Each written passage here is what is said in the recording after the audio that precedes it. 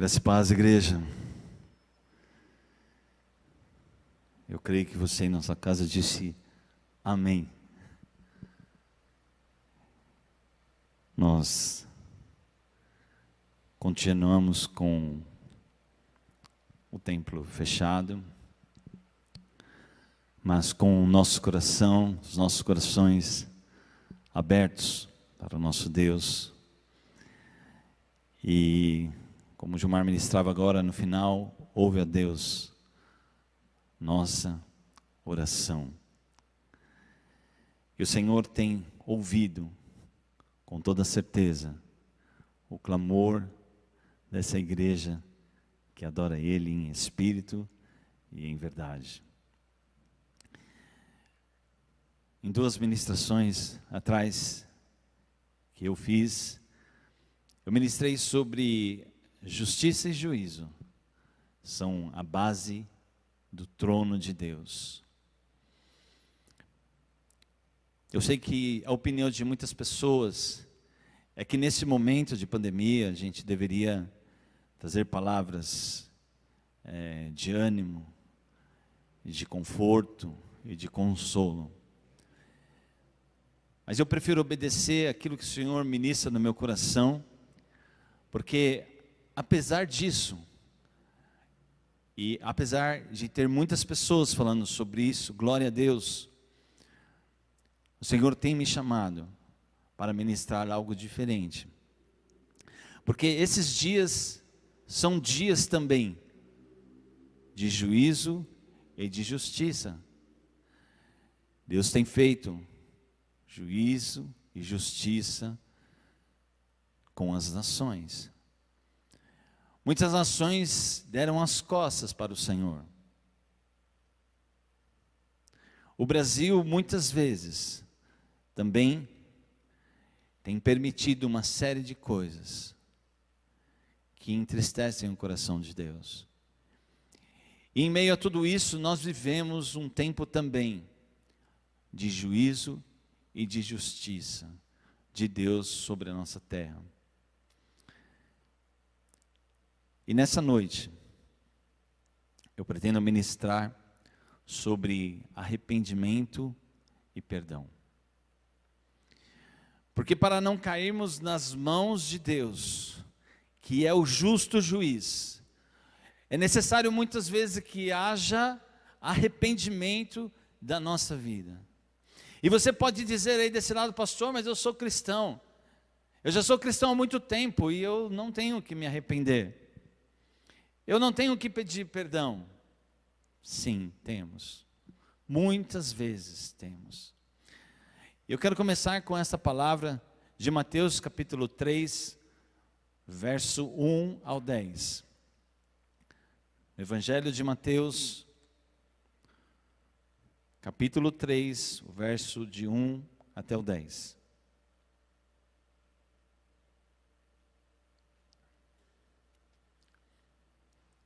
Diz assim: naqueles dias surgiu João Batista, pregando no deserto da Judeia. E ele dizia: arrependam-se, porque o reino de Deus está próximo. E este é aquele que foi anunciado pelo profeta Isaías: voz do que clama no deserto, preparem o caminho do Senhor, e façam veredas retas para ele. As roupas de João eram esquisitas, eram feitas de pelo de camelo, e usava um cinto de couro na cintura, e o seu alimento era mais estranho ainda, ele se alimentava de gafanhotos e de mel silvestre. Que coisa maluca, né?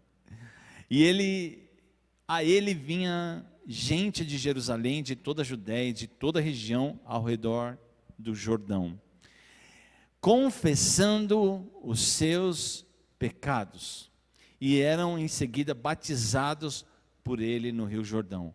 Presta atenção, eles vinham de todas as partes, e eles vinham com um coração arrependido, e eles vinham confessando os seus pecados. Meu pai costuma dizer, de muitas pessoas que vêm para um apelo, muitas vezes mascando um chiclete, rindo, muitas vezes nem sabendo exatamente o que está fazendo naquele momento. Mas aqui, esse pessoal que estava chegando para João, eles tinham entendido a mensagem do Senhor, eles tinham entendido que o reino de Deus estava vindo sobre eles, e eles vinham confessando os seus pecados e eram batizados pelo Rio de Jordão, batismo de arrependimento. Quando viu que muitos fariseus e saduceus, os religiosos daquela época, eles vinham para onde ele estava batizando, disse-lhe: raça de víboras, raça de cobras, quem lhes deu a ideia de fugir da ira que se aproxima? Por quê? Porque ele via que esses religiosos chegavam até ali, mas eles estavam ali para assistir, eles estavam ali para ver o que estava acontecendo, porque aqui não diz que eles vinham ser batizados, diz quando viu que muitos fariseus e saduceus vinham para onde ele estava batizando, disse-lhes: raça de víboras, quem lhes deu ideia de fugir da ira que se aproxima? Deem fruto que mostre arrependimento. Deem fruto que mostre arrependimento. Não pensem que vocês podem dizer a si mesmos: Abraão é nosso pai. Pois eu lhes digo que destas pedras Deus pode surgir filhos a Abraão. E mais, fariseus e saduceus, o machado está posto à raiz das árvores, e toda árvore que não der bom fruto, não é dar qualquer fruto, é toda árvore que não der bom fruto, esse fruto tem qualidade, e tem que ser qualidade boa, será cortada e lançada no fogo. O Senhor não aceita, e isso nos remete ali a Caim e Abel, o sacrifício que eles prestaram ao Senhor, e eles ofertaram ao Senhor, os dois estavam fazendo coisa boa, os dois estavam fazendo oferta, mas uma oferta não agradava o Senhor, e a outra agradava demais. Então, nós temos que produzir, mas não é qualquer fruto, é fruto bom, é fruto digno de arrependimento. E aí eu queria tirar algumas lições desse texto. As pessoas vinham a João confessando seus pecados, e eles eram batizados, isso é arrependimento. Gilmar, eu vou corrigir hoje, hein? A conversão é de 180 graus. Que na ministração passada eu disse que arrependimento era ir, e na minha emoção eu disse: você dá 360 graus. Aí ele me disse depois da pregação: Samuel, 360 graus a gente volta para o mesmo lugar. Isso não é. E na verdade o arrependimento, agora eu vou fazer certo, né? O arrependimento, eu estou indo nessa posição e alguém diz: não dê mais um passo, você precisa se arrepender, você precisa voltar. E aí você dá 180, certo agora? E você volta daquele caminho que você estava indo. E não importa se você nasceu na igreja como eu, ou se você veio do mundão, ou dos vícios, ou de qualquer outro tipo de vida. Não importa de onde nós viemos, nós precisamos ter um encontro com o Senhor e precisamos nos arrepender. Muitas pessoas estão enganadas, estão dentro das igrejas, estão dentro das religiões, estão até religiosos, mas ainda não se arrependeram e ainda continuam produzindo fruto ruim. Ele diz: aquele que não produz fruto bom, o machado está na raiz. E são dias complexos que nós estamos vivendo, e não importa se nós nascemos na igreja, se nós somos ratos que nasceram no pacote de bolacha, não nos fazem bolacha. Não é esse o provérbio que se diz? O Senhor espera de nós o arrependimento sincero, o arrependimento real, verdadeiro e transformador. Eu queria te convidar aí em Lucas, no capítulo 19, o verso 1. No Evangelho de Lucas, o capítulo 19, e o verso 1. Zaqueu queria ver Jesus. E aí ele subiu numa árvore para vê-lo. Ele subiu, ele falou, disse que ele era de pequena estatura. E ele diz, eu preciso ver Jesus. E ele subiu numa árvore. Quando Jesus chegou àquele lugar, ele olhou para cima e disse, Zaqueu, desça depressa. Olha que interessante. Ele não disse só desça, desça depressa. Jesus tinha pressa. E disse, desça depressa porque eu quero ficar na nossa casa hoje. Que coisa sensacional. Uma pessoa não conhecia Jesus, queria pelo menos ver, subiu numa árvore, mas Jesus em meio a toda aquela multidão, ele para, levanta os olhos para aquela árvore e diz, Zaqueu, desce depressa que ainda vou para a sua casa. É assim que Jesus faz conosco. Nós, em meio à multidão, ele olha a gente com detalhes, Gilmar. Ele atende a gente nas nossas necessidades, Ele atende as nossas súplicas, os nossos choros, os nossos clamores, Ele atende a gente na nossa peculiaridade, porque é um Deus tão grande, tão magnífico, mas que tem um olhar todo especial para aqueles que sobem para vê-lo. Sobem aonde, pastor? Sobem no desejo de ver Jesus, de seguir a Jesus, de conhecer a Jesus, de fazer diferença, de deixar aquela vida, porque eu com certeza, ele ouviu falar de Jesus, ouviu o que Jesus fazia, e ele estava cansado daquela vida, ele diz, quem sabe a minha vida não pode mudar, e aí então ele desceu rapidamente, olha que interessante, Jesus falou para ele descer depressa, e a palavra diz que ele desceu rapidamente, ele obedeceu o mestre, e ele recebeu Jesus com alegria. Quero te perguntar, você que já está servindo ao Senhor há tanto tempo, você tem tido alegria de servir ao Senhor? Você tem tido alegria de adorar ao Senhor? Você tem tido prazer, alegria na palavra do Senhor? Você tem tido prazer, alegria na oração? Você tem tido prazer, alegria no louvor e na adoração? Ou as coisas estão esfriando? Ou as coisas estão esquisitas? Ou esse distanciamento tem te feito esfriar na fé? Como você está? Aqui diz que esse homem nem conhecia Jesus, era o primeiro contato, mas ele desceu com alegria, ele recebeu Jesus. E você, e eu, como tem sido a nossa vida, e como tem sido a nossa alegria de servir o nosso Deus? Todo o povo viu isso e começou a se queixar. Jesus se hospedou na casa de um pecador. Nossa, eu tinha um conceito totalmente diferente de Jesus. Mas Zaqueu, Jesus entrando na casa dele, ministrando, Zaqueu pede a palavra e diz, Jesus, deixa eu te falar uma coisa. E o Senhor dá a palavra para ele, para aquele pecador, ele diz assim, olha Senhor, eu estou doando a metade dos meus bens aos pobres. E se de alguém eu extorqui, eu roubei alguma coisa, eu vou devolver 4 vezes mais. Vou devolver 4 vezes mais. Jesus lhe disse, hoje houve salvação nessa casa. Porque o que aquele homem mais era ladrão. Ele era cobrador de impostos. E ele era ladrão. E ele sabia que ele era. Por isso que quando houve o arrependimento, ele sabia que um dos maiores pecados que ele cometia era extorquir. O que ele mais cometia era roubar. E ele diz, de pronto, metade do que eu tenho, ele era rico. Ele diz, metade do que eu tenho eu já dou para os pobres. E ainda vou restituir aqueles que eu extorqui, eu vou restituir 4 vezes. Ah, Jesus olha para ele e diz assim, cara, houve salvação nessa casa. Diferente daquele jovem rico também, e que Jesus disse, ó, vai, vende tudo, dá aos pobres, vem e segue-me.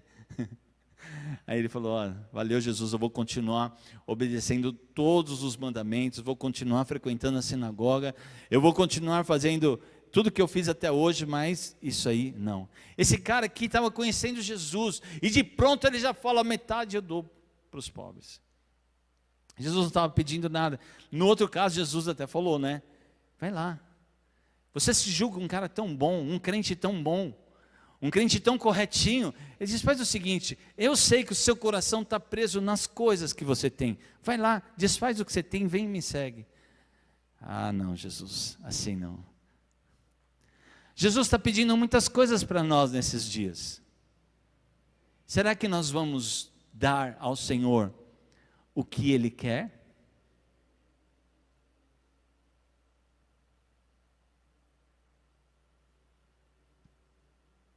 Será que nós vamos aceitar a soberana vontade de Deus quando ela vem sobre a nossa vida?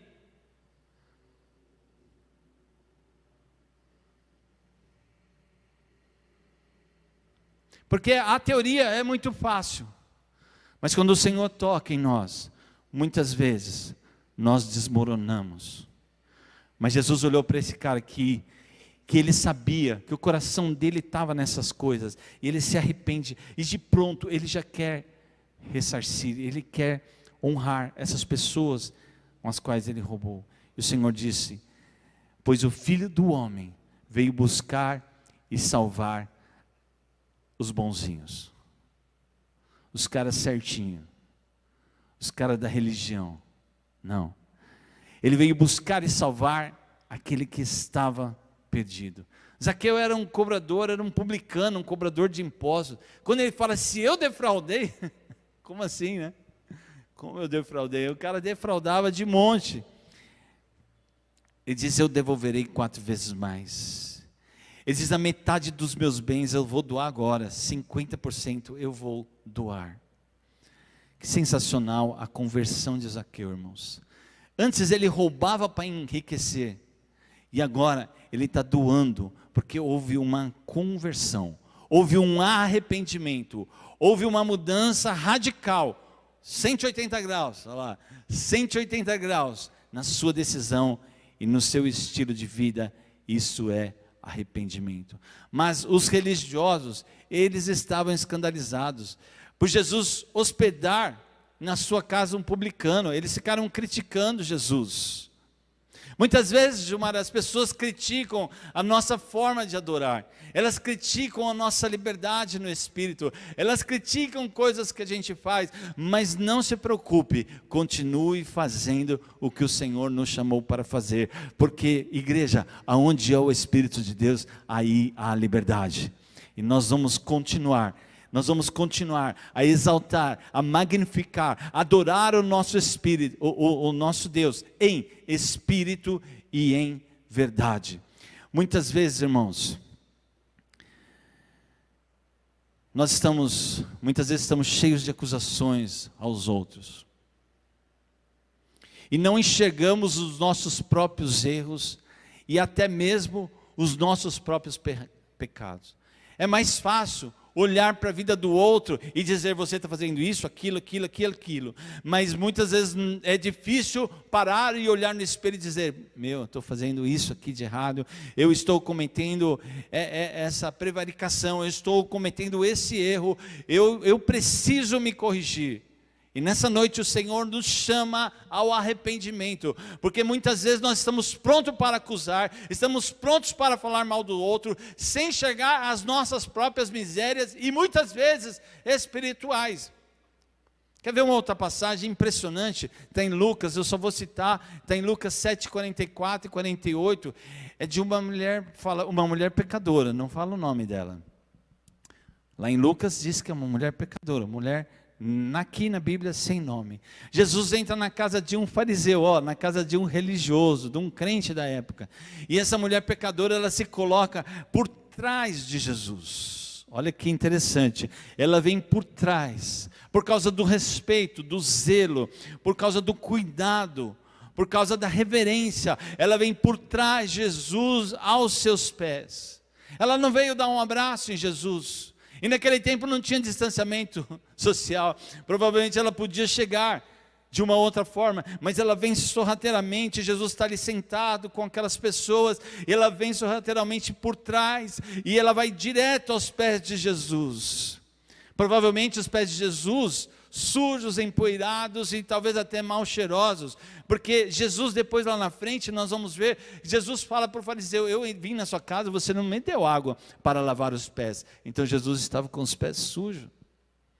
E aquela mulher, ela se rende, ela vem naquela humilhação e chorando, ela molhava os pés do mestre com as suas lágrimas. Imagina, se você já parou para pensar, a quantidade de lágrimas, ou a quantidade de arrependimento que essa mulher tinha ao ponto de molhar os pés de Jesus. E com os seus cabelos, ela enxugava as lágrimas. Todos nós sabemos o valor do cabelo para as mulheres, né? Para os homens também, mas, né, Suzana? Cabelo é coisa séria, né? Mas você já pensou você pegar um pé sujo, que você está chorando em cima dele, e aí aquele pé começa a fazer aquela mistura, e você pega os seus cabelos e começa a limpar, a enxugar. Imagine o nível de quebrantamento dessa mulher. E não somente isso, ela não se contentou em vir de uma forma toda toda respeitosa, e de chorar e de enxugar, e agora ela começa a beijar os pés de Jesus. E se não bastasse isso, ela começa a ungir os pés do mestre. Aí, Marcelo, os religiosos logo começaram a acusar Jesus, porque provavelmente ele não sabia quem era aquela mulher. Eles olharam aquela mulher pecadora aos pés de Jesus, fazendo tudo aquilo, e Jesus não reagia, Jesus deixando ela continuar com aquela cena. Eles olham e estão sempre com os seus dedos prontos para acusar, e as suas línguas afiadas para acusar. Esse Jesus, ele fala que ele é o mestre, ele fala que ele é o Salvador, ele fala que ele é Senhor, ele fala que ele é Rei, mas ele não sabe que essa mulher é uma pecadora e está aí, prostrada aos pés dele, fazendo isso. Aí Jesus, conhecendo o que eles estavam fazendo, igreja, Deus conhece tudo o que a gente está fazendo. Nesses últimos dias, o Senhor está buscando homens e mulheres de caráter e não de carisma. Ele está procurando homens e mulheres que são transparentes, homens e mulheres que são autênticos. Ele está buscando pessoas que vivem a integridade do Evangelho, não vivem a fachada, não vivem aquilo que é para os outros verem, mas vivem o que o Senhor o chamou para viver, com transparência, com verdade, com caráter. Em seguida Jesus virou para a mulher e disse: Simão, virou-se para a mulher e disse: Simão, vês essa mulher? Vê aí, Nilson? Vê essa mulher? E diz assim: olha, Simão, eu entrei na sua casa, mas você não me deu água para lavar os pés. Por isso que eu falei que os pés de Jesus estavam sujos. Eu entrei na sua casa, você não deu água para lavar os pés. Ela, porém, molhou os meus pés com lágrimas e enxugou com seus cabelos.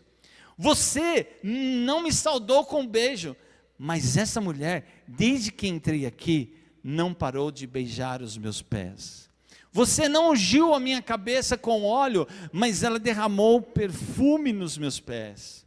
Portanto, eu lhe digo, Simão, os seus muitos pecados, se referindo à mulher, os muitos pecados dela lhe foram perdoados, pelo que ela muito amou. Qual o nível de amor que nós estamos tendo pelo nosso Senhor? Será que nós estamos trabalhando para o Senhor por obrigação?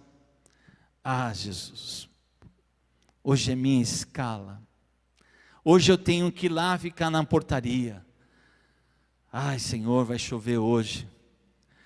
Senhor, eu tenho que ficar na mesa de som. Eu tenho que ficar no banheiro. Senhor, eu tenho que ficar cuidando das crianças. Senhor, como tem sido o nosso amor e o nosso zelo. O Senhor pagou um preço altíssimo por nós, e Ele nos chama, e muitas vezes nós não temos um amor que compense, um amor que retorne ao Senhor o que Ele tem feito por nós. Como tem sido as nossas vidas em relação ao que Ele colocou em nós essas vidas para fazer. Nós estamos fazendo por obrigação? Nós estamos fazendo porque não tem outro? Porque tem que ser eu? Porque tem que ser você? Como está o nosso amor nesse tempo de distanciamento? Quando vem uma oportunidade para nós fazermos algo por alguém, fazermos algo pela igreja, fazermos algo pelo Senhor, como está o nosso amor? Ele diz: ela muito me amou. Mas aquele que pouco é perdoado, pouco ama. Muitas vezes nós estamos nos achando muito bons, nos achando a última bolacha do pacote. E Jesus disse a ela: seus pecados estão perdoados. Aí pronto. Aí Caio, a coisa ficou brava mesmo. Como assim? Esse homem ainda alega que ele perdoa pecados? E vai algumas reflexões. Porque muitas vezes nós estamos tão cheios de nós mesmos, tão cheios de si, tão cheios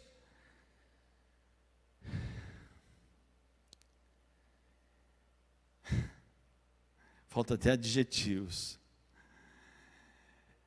nos achando melhor, nos achando superior aos outros, e parecemos muitas vezes com aqueles religiosos, eles faziam a mesma coisa. A religiosidade, ela tem cegado a muitos, ao ponto de ficar acusando uns aos outros, e não conseguir enxergar os seus próprios erros, as suas mazelas, e até os seus pecados. Às vezes a gente se pega em coisas pequenas, em usos, em costumes, em coisas banais. Muitas vezes estamos coando mosquitos e engolindo camelos, isso é bíblico. Muitas vezes somos, infelizmente, sepulcros caiados. Pintadinho por fora, uma coisa bonita, para aquilo que os outros estão vendo, né? As pessoas estão vendo a vida da gente, ali na igreja, fazendo as coisas. Sepulcro caiado. Por dentro, estamos vivendo fora da vontade de Deus. Como assim, pastor? Há muitos cristãos, nesses dias, praticando coisas que não podem praticar. Cometendo pecados, mas a minha esposa não está vendo. Cometendo pecados, mas meu marido não está vendo. Cometendo coisas terríveis, mas o meu pastor não está vendo. Fazendo coisas horrorosas, mas o meu patrão não está vendo. E muitas vezes, essas pessoas estão com pedras nas suas mãos, prontos para atacar alguém. E me faz lembrar daquela mulher que trouxeram para Jesus. E Jesus olha e começa a escrever na areia. Eles queriam, dentro da lei deles, eles queriam sacrificar, matar ela. E aí Jesus escrevendo na areia, e aí ele diz que aquele que não tem pecado, atira a primeira pedra. E aí, a galera foi saindo. Irmãos, queridos, cuidado com a religiosidade. Cuidado, a religiosidade, ela nos cega. A religiosidade, ela nos bloqueia. E muitas vezes vamos para níveis de experimentações. Eu geralmente falo isso para jovens: tome muito cuidado com as experimentações, com as primeiras experiências. Muitas vezes as pessoas elas entraram em vícios porque um dia experimentaram alguma coisa. Ah não, eu sou forte, depois eu saio disso. Não sai. Muitos não saem. Não, eu só vou dar essa olhadinha, não olhe. Não, eu só vou entrar aqui porque eu sou forte, não entre. Não, eu vou ficar com a minha namorada aqui, a gente vai aguentar, não vai. Aí eu posso brincar nesse relacionamento aqui, eu sou casada, mas eu posso brincar aqui, porque eu tenho um limite. Não tem. Não brinque com os limites. Não brinquem com coisas sérias. E muita gente que tem estado à frente de ministérios, têm tido cargos, funções e uma série de coisas, mas estão apodrecidos por dentro. Estão em pecados graves e sérios e não se arrependem. Você vê, você sabe, e você não vê arrependimento naquelas pessoas. E eu não estou aqui jogando pedra em ninguém, porque essa palavra primeiro passa em mim. Essa palavra é uma palavra muito difícil de entregar, mas é uma palavra para nos fazer nessa noite a refletir sobre a nossa vida, porque o Senhor não vai levar para a eternidade sepulcros caiados. Ela não vai levar religiosos, ela não vai levar pessoas com títulos. O Senhor não se importa com títulos nenhum, Ele se importa com verdadeiros adoradores que se adoram em espírito e em verdade, e aqueles que vivem em santidade, porque sem santidade ninguém verá o Senhor. Não brinquem com o Senhor, não fiquem coando mosquitos, engolindo camelos, porque é tempo de justiça. É tempo de juízo sobre a terra e sobre nós. A igreja, ela tem que ser sal, ela tem que ser luz, ela tem que estar santa, ela tem que estar santificada, ela tem que estar purificada, ela tem que estar lavada. Cuidado com o altar. Não subam no altar de Deus de qualquer forma. E eu digo mais, se você está em pecado, se houver pecado em nós e não houver ainda arrependimento e confissão, não suba. Não brinque com o Senhor, não suba no altar. Chegue para o seu líder e diz: eu não tenho condição, eu não quero, eu não posso. Talvez você não precise explicar, mas enquanto não houver conserto da sua vida ou da minha vida, não suba. Não ministre ao altar do Senhor de qualquer forma. Eu já ouvi muitas vezes as pessoas falarem: ai, essa igreja é o máximo, essa igreja é a melhor, essa igreja não sei o quê. E nós nos orgulhamos e nos envaidecemos, e o inimigo vai colocando essas coisas no nosso coração. Cuidado com isso, irmãos, cuidado com esses elogios baratos, cuidado com essas coisas.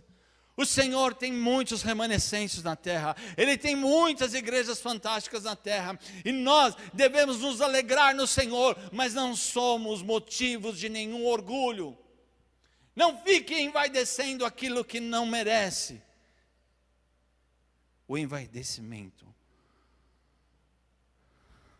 Achamos que os nossos dons, os nossos chamados e os nossos ministérios são melhores com os outros. Ah, pastor, eu nunca disse isso. Sim, dizemos, quando nós estamos sempre criticando o outro, estamos sempre falando do ministério do outro, estamos criticando as outras igrejas, ou outros pastores, ou outros ministros, ou fulano, nós estamos dizendo: eu sou melhor.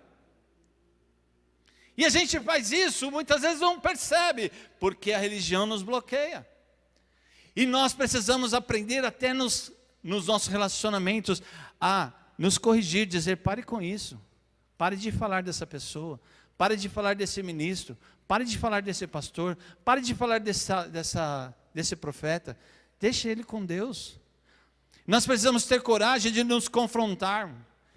Porque, irmãos, o orgulho, a soberba, a arrogância, a prepotência, ela nos bloqueia. Eu vou repetir: o orgulho, a soberba, a arrogância, a prepotência, ela nos bloqueia e ficamos iguais àqueles fariseus, acusadores e sem arrependimento. Tudo que Jesus fazia, eles estavam prontos para acusar, eles estavam prontos para danificar a imagem do Senhor, eles estavam prontos para estar do contra, sempre do contra. E eu quero fechar essa ministração dizendo: ouça o que diz Provérbios 28:13. Quem esconde os seus pecados não prospera, mas os que confessa e os abandona encontra misericórdia. De novo, quem esconde os seus pecados não prospera, mas quem os confessa e os abandona. Olha que interessante, não adianta só confessar, precisa haver confissão e abandono, e aí encontra a misericórdia do Senhor. E o que diz Tiago 5,16? Portanto, confessem seus pecados uns aos outros. Isso é uma coisa difícil, não é? Encontrar pessoas de confiança para você confessar, ou eu confessar um pecado. Mas o Senhor disse em Tiago 5,16, isso é profético, portanto confessem os seus pecados uns aos outros, e orem uns pelos outros para serem curados.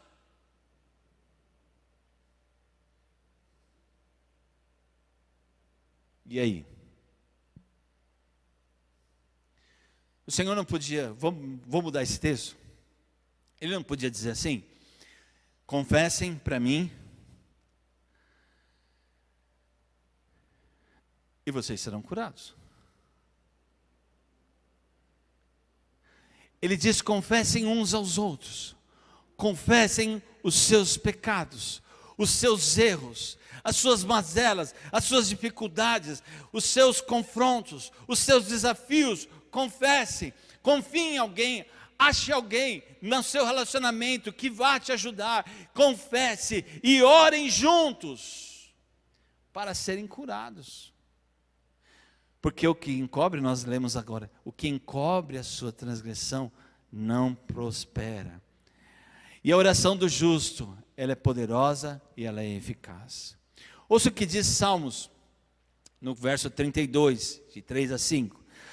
O salmista diz assim: enquanto eu mantinha escondidos os meus pecados, o meu corpo definhava de tanto gemer. Pois de dia e de noite a tua mão pesava sobre mim. Você já viu, o crente quando ele está em pecado, ele não fica em paz. Há um peso sobre ele. Por quê? Porque o cristão, o Espírito Santo mora nele. E ele diz: não entristeçais o Espírito Santo de Deus. E quando nós estamos em pecado, o Espírito de Deus está triste. E nós também não ficamos em paz. Ele diz: confessa, se livra disso. E ele diz assim: pois de dia e de noite a tua mão pesava sobre mim, e as minhas forças foram se esgotando, como em tempo de seca. Agora é o que o salmista fez. Ele tomou uma atitude, Marcelo. Ele diz assim: então reconheci diante de ti o meu pecado, e não encobri as minhas culpas. Eu disse: confessarei as minhas transgressões ao Senhor, e tu perdoaste a culpa do meu pecado.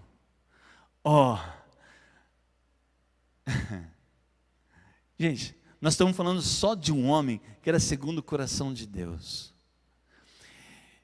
Eu um dia estava ouvindo uma ministração de um homem de Deus, de uma igreja muito grande no Brasil, não vou citar o nome dele, mas o testemunho dele era um testemunho num auditório, muita gente, está gravado na internet, e ele diz que no momento ele estava num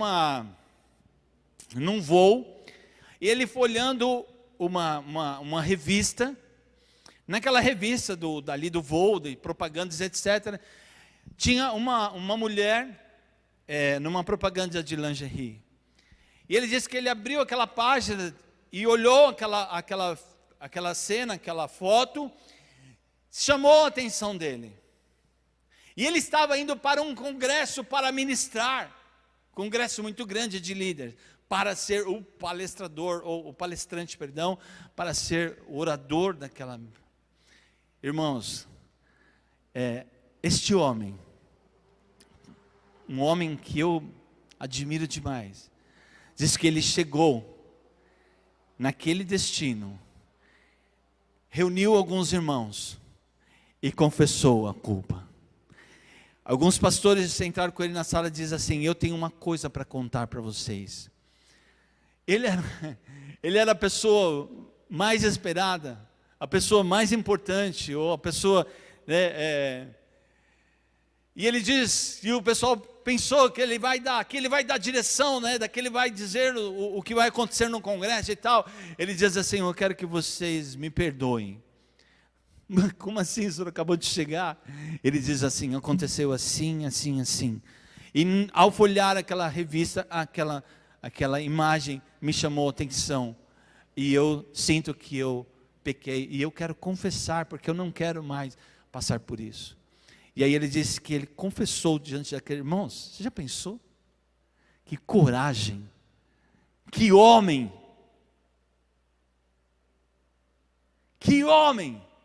de Deus, se expôs, Não teve vergonha e disse: eu fiz isso, aconteceu isso comigo. Eu não estava premeditando, porque eu não sabia o que tinha na próxima página, mas aquilo me chamou a atenção.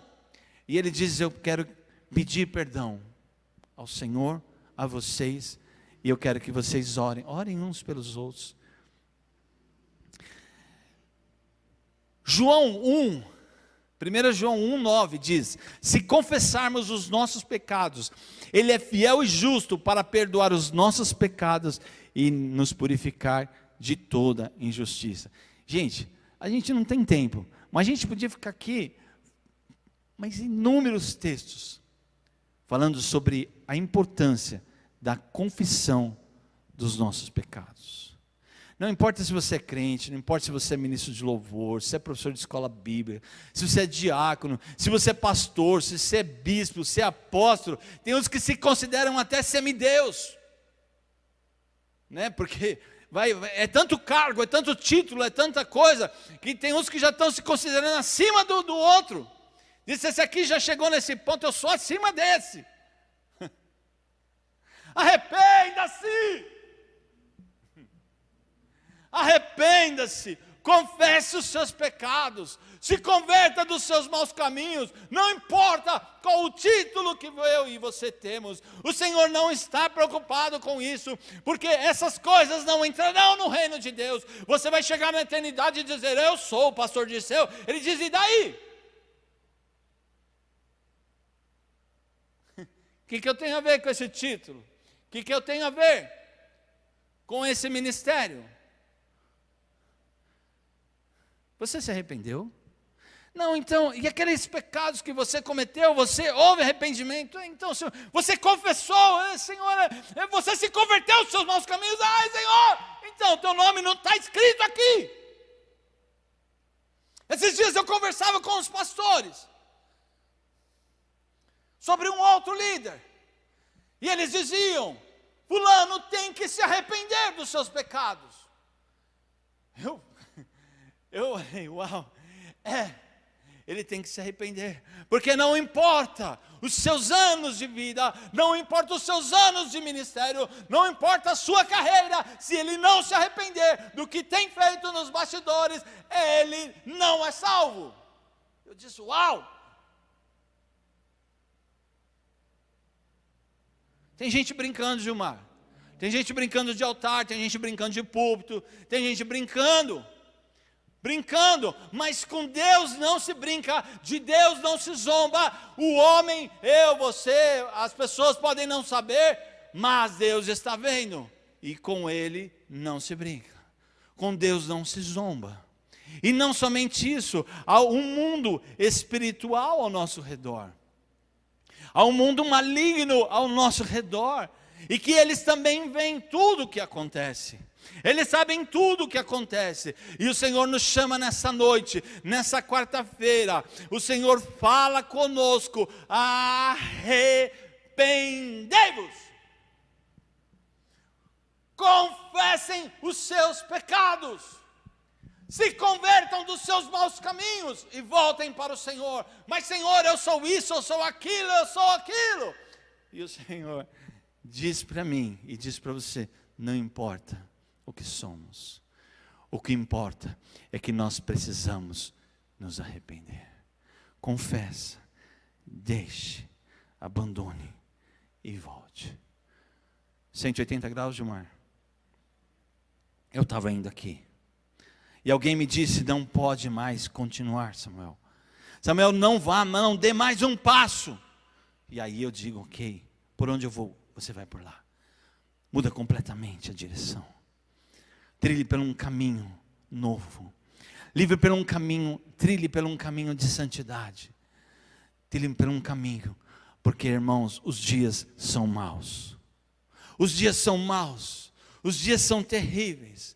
Nós não sabemos se amanhã estaremos vivos. Nós não sabemos mais nada. Já não sabíamos muito. Hoje sabemos menos ainda. A cada dia nos chocamos com situações, com ocorrências, com perdas. E se for comigo? E se for com você? Se o nosso dia chegar, e se nós não tivermos purificados, santificados, lavados e remidos, não adianta carteirinha na eternidade. Olha aqui, Senhor, a minha carteirinha. Não vai adiantar nada. Olha aqui, Senhor, os meus anos. Não vai adiantar nada. Olha aqui, Senhor, as boas obras que eu fiz. Não vai adiantar nada. Olha aqui, Senhor, as ofertas que eu dei. Não vai adiantar. As esmolas não vai adiantar. As caridades não vão adiantar. Nada vai adiantar se nós não estivermos com mãos santas e purificadas diante do nosso Deus. Eu sei que seria bem mais fácil para mim, e talvez bem mais agradável para todos vocês, ouvirmos uma palavra de amor, de paz, de esperança, e dizer para você: olha, logo nós deixaremos as máscaras, isso não vai precisar mais, a vida vai voltar ao normal, logo nós estaremos. Eu sei que você gostaria de ouvir isso, mas não é isso que está acontecendo. Os dias são maus, os dias são terríveis. Hoje um pastor ligou para mim e diz assim, ele quer ministrar hoje. Ele diz assim: eu estou com Covid. O Senhor tem protegido, o Senhor tem cuidado, mas ninguém está imune a nada.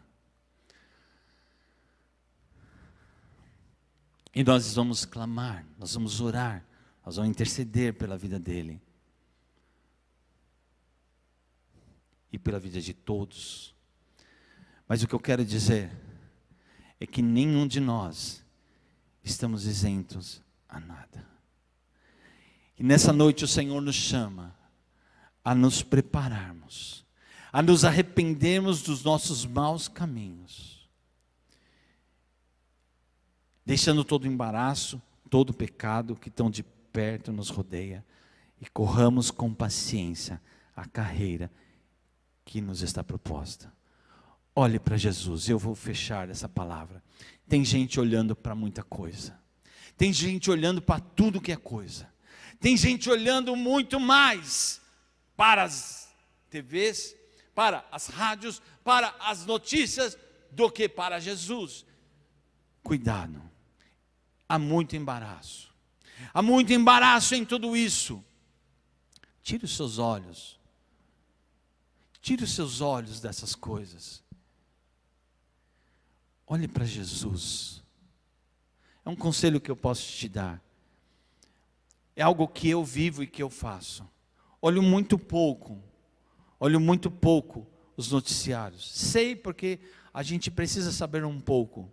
Mas eu não fico me contaminando com aqueles números. Não fico me contaminando com aquelas notícias. Não fico me contaminando com essas coisas. Pastor, mas isso não é uma contaminação. A sua alma definha. A minha alma definha se a gente só ficar ouvindo coisas ruins, notícias ruins, a gente definha, a gente se entristece, outros caem até em depressão, porque ficam ouvindo. Eu conheço pessoas ímpias que proíbem os seus pais mais idosos de ouvir certas coisas. Ele diz: papai, mamãe, vocês não podem ficar ouvindo isso, porque eu quero vocês sãos. Eu quero vocês curados mentalmente. Eu não posso ver vocês aqui aposentados em casa o dia inteiro ouvindo essas coisas. Vocês vão adoecer. Eu vou lá e arranco a TV. Um deles disse assim: eu fui lá e arranquei o cabo da TV. Meus pais, ímpios, tá? Meus pais estavam adoecendo de tanta má notícia. E ele disse: pai, olha, leia uma coisa boa, leia uma boa literatura, assista um filme aqui no canal fechado, e etc e tal. Pare. Pessoas ímpias, com bons conselhos. Olhe para Jesus, igreja. Olhe para Jesus. Jesus está nos chamando. Ele nos dá uma palavra tão difícil como essa, uma palavra tão dura como essa. Mas Ele quer que a gente se arrependa. Ele quer que a gente olhe para Ele. Ele quer que a gente confie nele. Ele quer que a gente se prepare para Ele. Nós somos a noiva e estamos vivendo dias proféticos. dias complexos, dias difíceis, e as coisas vão se intensificar, a não ser que você não esteja estudando sobre as profecias. Se você estiver estudando sobre as profecias, e comparando com a história, e comparando o que estamos vivendo, você vai entender que os dias não são bons, mas o Senhor é conosco, Ele é o nosso refúgio, Ele é a nossa fortaleza, Ele é o nosso socorro bem presente na angústia. Por isso que Ele diz, nesse momento, olha para mim, eu sou a sua fortaleza, eu sou a sua força, e eu desembaraço os seus caminhos, eu desembaraço os seus caminhos, eu desembaraço os seus caminhos. Confia tão somente em mim, confia tão somente em mim, diz o Senhor Jesus. Senhor, nós te honramos, nós te glorificamos, nós te magnificamos, pelo seu cuidado para conosco. Eu, quando era criança, eu apanhei muitas vezes dos meus pais, porque eu era terrível, porque eu era desobediente, porque eu era pirracento, porque eu era um monte de coisa.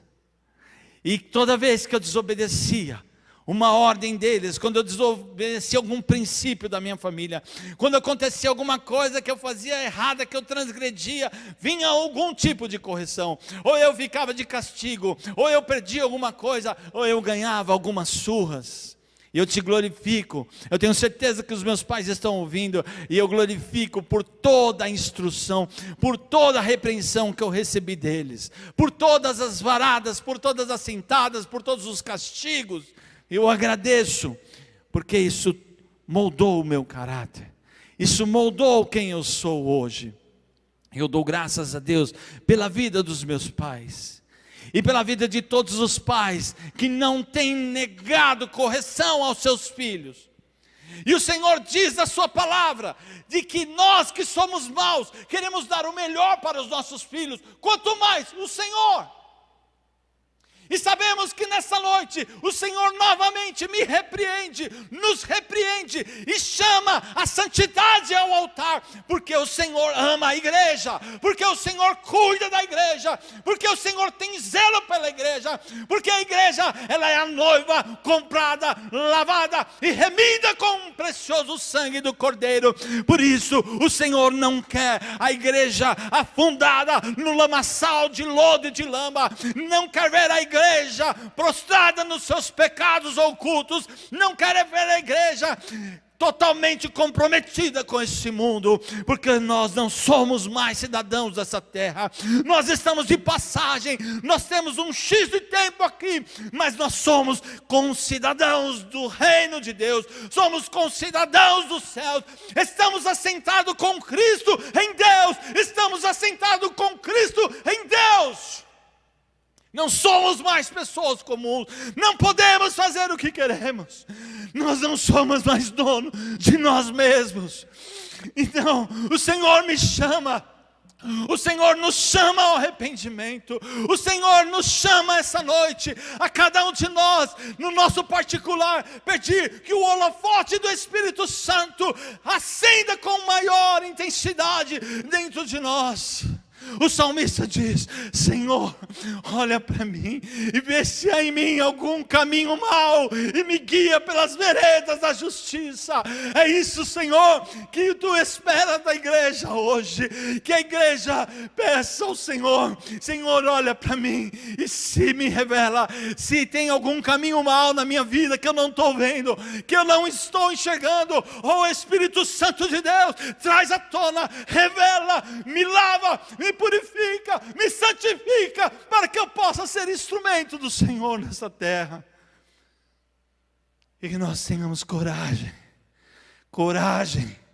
de confessar as nossas culpas, os nossos pecados uns aos outros, e nós possamos ter amigos fiéis, que a gente possa se unir, que a gente possa chorar junto, que a gente possa orar junto, para que haja perdão dos nossos erros, e o Senhor nos vivifique. E Senhor, se há alguém nessa conexão que está entristecido, está cabisbaixo, está desanimado, está desmotivado, não vê mais sentido para viver a vida cristã, eu clamo em nome de Jesus Cristo, que eles sejam tocados pelo Teu Espírito, onde quer que eles estejam, sejam tocados, sejam sarados, sejam renovados, sejam vivificados, na autoridade do nome de Jesus. Sara, Senhor, não somente a enfermidade do corpo, mas aqueles que estão enfermos, Senhor, os nossos irmãos, Senhor, os que também não são irmãos, nós queremos clamar por misericórdia da nossa nação e do mundo, em especial, Senhor, queremos clamar pela vida daqueles que estão enfermos, que essas enfermidades não progridam, e eles sejam sarados, curados e restaurados, em nome do Senhor Jesus Cristo, nós clamamos hoje e sempre, amém. Glória a Deus, queridos, que o Senhor te abençoe, te fortaleça, te enriqueça, e que nós possamos seguir as carreiras que o Senhor nos propôs, olhando para Jesus, que é o nosso autor e consumador, o autor e consumador da nossa fé. Te amamos. Deus te abençoe em nome de Jesus. Graça e paz.